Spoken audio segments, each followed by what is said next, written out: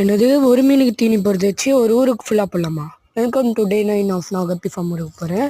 இப்போ பார்த்தீங்கன்னா நம்ம மொய்னா கல்ச்சர் தான் பண்ண போகிறோம். இது பார்த்தீங்கன்னா நம்ம கப்பி ஃப்ரைஸ் பார்த்தீங்கன்னா டே 1லேருந்து கொடுக்கலாம்.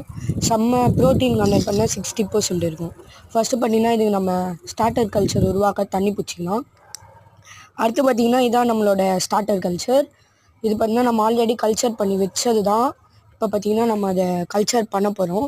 அடுத்து பார்த்தீங்கன்னா ஈஸ்ட் எடுத்துக்கலாம். இது பார்த்தீங்கன்னா சூப்பர் மார்க்கெட்லேயே கிடைக்கும். ஓகேங்களா? அடுத்து பார்த்தீங்கன்னா நம்மகிட்ட மோனா கல்ச்சர் சேல்ஸ்க்கு அவைலபிளாக இருக்குது. இதாக பார்த்தீங்கன்னா நம்ம ஃபஸ்ட்டு சேல்ஸ் அப்டேட்.